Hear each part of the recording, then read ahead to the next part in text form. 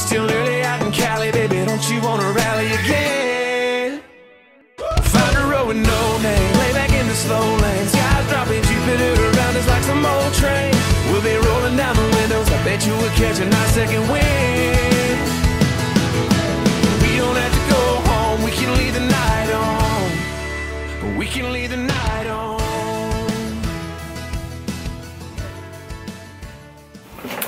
Good morning, it is 6:45. I just got back from my workout, and let me tell you, today was one of those days where you're just not feeling it. I woke up so tired. I don't know why, because I fell asleep at a normal time and I woke up at the time I usually do, but for whatever reason I was exhausted, and I'm pretty sure I slept through that whole workout. I don't even remember doing it. I was really just asleep the whole time. And I should be showering right now and getting ready for work, but I'm just gonna stall a little by talking to YouTube. I wanted to talk about like cardio and like HIIT workouts. I really like doing HIIT. I like steady state cardio as well, but HIIT is where you do high intensity interval training. So you'll do like 30 seconds as fast as you can, and then you'll do like a minute to a minute 30 rest, and you'll do that interval about like 8 times. And this is really good for burning fat. When you do steady state cardio, that's great too. Both cardio is great, it just depends on your goals. Steady state though, like to get a good workout, you may want to go like 40 minutes. Steady state is where you're at like a comfortable pace, maybe like a jog or like an incline walk, and you're just staying like at the same pace for the whole time. Whereas HIIT, you're going 30 seconds all out. It should if you're doing HIIT right, it should feel super hard for those 30 seconds. Like you should feel like you're at a 9 out of 10, 9 to 10. And then you do that for 30 seconds really hard, and then you'll go for about a minute to a minute 30 off. Like you'll just, like if you're doing sprints for example, you would just step off the treadmill for that time and let your heart rate come back down. But I can get into more detail about HIIT versus steady state, but right now I just kind of wanted to talk about a benefit of a heart rate monitor. A heart rate monitor is great because not only like if someone tells you like, okay, you need to go like at an exertion level where you feel like you're pushing yourself 9 out of 10, like that may be different. Like for example, it made me think of it because today I'm so tired. So usually when I do HIIT workouts, like I'm at a speed 10.6 and then an incline of 10. But like for today, for example, if someone says, all right, go as hard as you can to where you feel like you're pushing a 9 out of 10. Like today, since I'm so tired, running at a speed of 10 would have felt hard for me, whereas usually my body can do 10.6. And so using a heart rate monitor, I'd be able to tell, like, am I really pushing myself? Like, am I really going as hard as I can? Because you can actually see what your heart rate is. And so for like HIIT workouts, you want your heart rate at 70 to 90% of your maximum heart rate. And then when you rest, you want to bring your heart rate back down, see 65% of your maximum heart rate. So it's great because with a heart rate monitor, so this is the Polar A300, I believe. I may have to fix that. And it comes with a chest strap. Let's see. It comes with this chest strap that you put around your chest, so it helps, so it monitors your heart rate a lot more accurately as opposed to just one that like calculates it based on your pulse. But anyway, so if you have a heart rate monitor, it's great because you can easily calculate your maximum heart rate. There's a couple calculations to figure out your maximum heart rate. A generic one that a lot of people use is 220 minus your age. Another calculation is 206.9 minus your age times 0.67, and so that'll get you your maximum heart rate, and then from there you can tell how far you should be pushing yourself during HIIT workouts, since like I said, when you do your HIIT workout, you want your sprint to be at 70 to 90% of that maximum heart rate, so you can easily calculate that. And then with the heart rate monitor, you can like look at it and see, okay, I'm in the right zone, I'm pushing myself. Whereas if you didn't have one, you wouldn't really know exactly where you're at, and you don't know if you're actually pushing yourself or maybe if you just like feel like you are. So I really like this. Also, when you do like steady state cardio, it can show you where your heart rate is usually at. So there's a lot of benefits to that. Also, when you're like doing weight training, you can see if you're pushing yourself, like how much is it working your cardiovascular system as well. And I just really like it, and I really recommend it to anyone really. There's lots of uses. again, today was one of those days where I'm super tired, and who really knows, if I didn't have my heart rate monitor, I wouldn't know if I was actually pushing myself or if it just felt hard because I was tired. So just wanted to quickly talk about that, and I will see you in whatever comes next. Welcome back, YouTube family. So again, I want to start this by thanking everyone for even coming back and watching this vlog, and for anyone who shared it with their friends. Again, I really appreciate it. So nice of y'all. And yeah, so in this video, I'm going to talk about HIIT versus steady state cardio.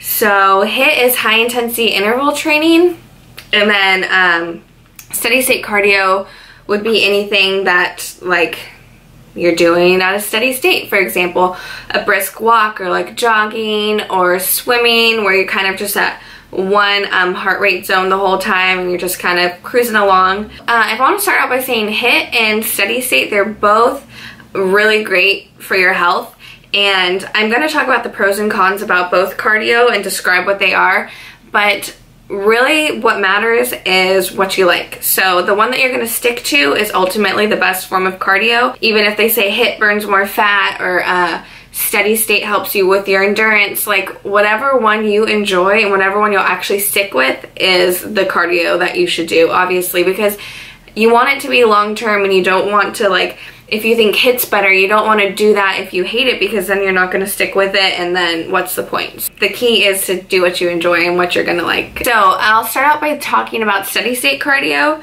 So steady state, you're going to be maintaining about like 60 to 70% of your max heart rate, and I believe in the clip before this I told you how to calculate it. If not, I'll put it in the description box below. And so like I said, it could be a jog, you could be swimming, you could be biking, and so you're just staying at a steady state. You're not like start sprinting and then slow down, you're just going. One big benefit of steady state cardio is it helps improve overall endurance. So for example, if you're training for an endurance sport like a race, like a triathlon or a marathon or a 5K or 10K, just anything like that, you're going to want to be doing steady state, because that'll help increase your overall endurance and increase your stamina, and that'll really benefit you the most in terms of training. For the one of the cons of steady state is it doesn't actually help you build strength like HIIT workouts does, and it actually over time can lead to muscle loss. So if you're also trying to do some strength training as well, steady state isn't always the best cardio for you, because it doesn't help you retain that muscle. You'll actually break it down most of the time, and so that's when you'll want to do HIIT workouts instead. One other issue with steady state is that your body actually adapts to it really easily. So say you were running about 4 miles every day and you have a heart rate monitor and it shows you're burning like 200 calories. Soon your body's going to adapt to that, and it's going to become easier. And so in order to burn that same amount of calories and to put out that same amount of effort, you're going to have to run more or run longer.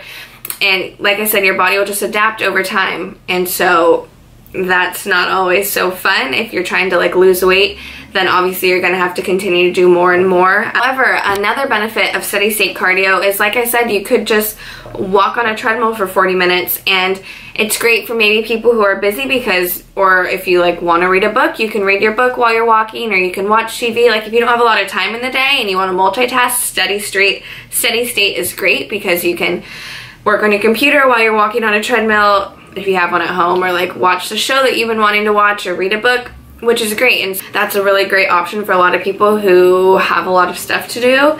And also steady state is great for people who maybe are too overweight to do HIIT workouts. As I talk about later, it involves like a lot of sprinting or just really intense exercise, and so that's a great option.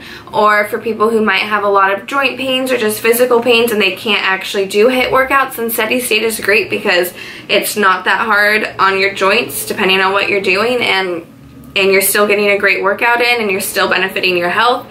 And so steady state is great for that. If you're doing other training as well that might be very taxing on your body, steady state is great, because it's actually easier for your muscles to recover doing steady state cardio as opposed to HIIT, and it doesn't tax your body as much. So if you are doing like some sort of strength training or just another training program where your muscles are torn up and your body's really tired, but you still want to do cardio, steady state is the greater option because it will allow your muscles to recover from whatever exercise you were doing before that. So on the flip side of things, there is HIIT. HIIT stands for, like I said, high intensity interval training. And this could be anything from sprinting for 30 seconds or like on a treadmill, or sprinting in the pool for 30 seconds, around 30 seconds is usually the interval, or anything that gets your heart rate up, like maybe box jumps or some sort of circuit training. And so whatever it is, the goal is to get your heart rate in those 30 seconds up to about 90% of your maximum heart rate. And then after the hard 30 seconds, you go as hard as you can and you feel dead. And then for about 60 to 90 seconds, you're just gonna rest. So like if you're sprinting on a treadmill, like I said, you'll jump to the side for 60 to 90 seconds while your heart rate goes down.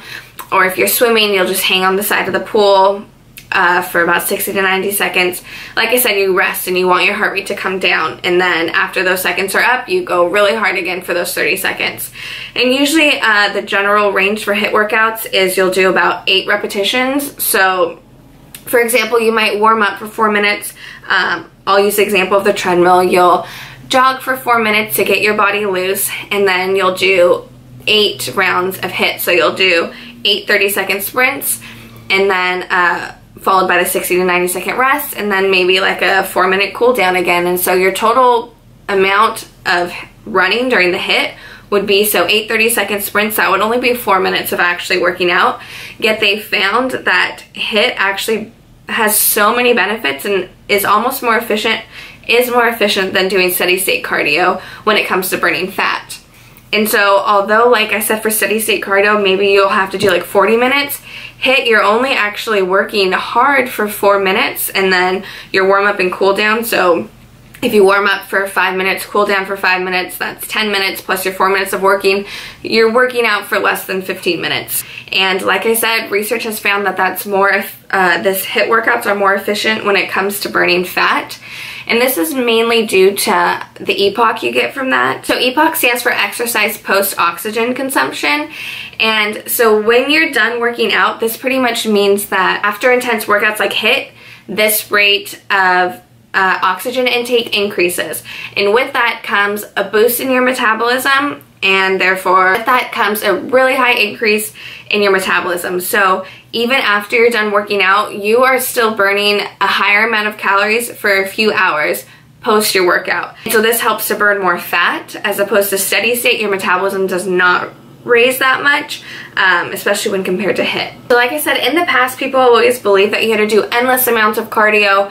You had to run long distance for forever to lose weight. You have to go for a really long time, when in reality, now that all this research shows that these lesser, quicker, harder workouts are actually more efficient than the long distance. But like I said, a lot of people think they're doing HIIT, but really they're not doing it correctly. You want it to feel so tough to where you're like lying on the floor after each interval.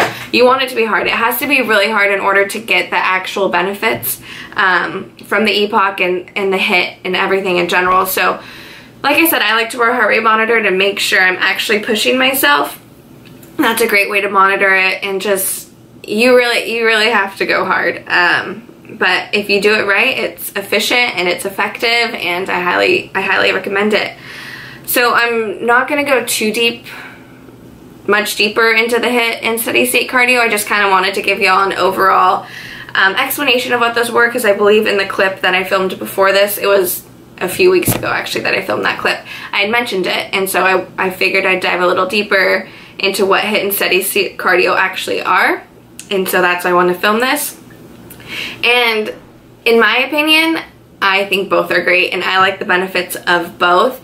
I actually do both because I want to be like a well-rounded athlete. I don't want to just be a person who does just strength training, just cardio, just running, like just soccer, just anything. I want to be able to do multiple stuff and be well-rounded. And so I want to get the benefits from all the different activities, and so I do steady state and HIIT. I actually do HIIT about 3 times a week, and then I do steady state the other 4 days.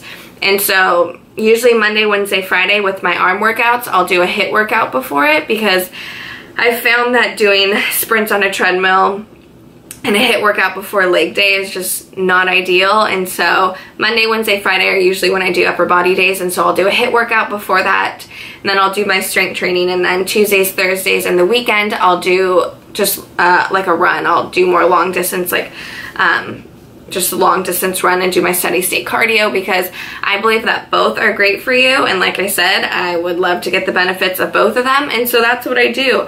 And like I say, I do really enjoy long distance running. So even though they say that steady state breaks down your muscle, and I am strength training, and I know that's kind of counterintuitive, I like running, and like I said, you should do what you enjoy, and so that is why I do it, and that's why I stick with it. So like I said, both are great. Both are going to increase your overall health and just everything, and give you so much benefits for your heart and for your cardiovascular system. And so really what it comes down to is what you enjoy doing, and that's what you should stick with, and that's what you should do. And if anyone has more questions, feel free to email me.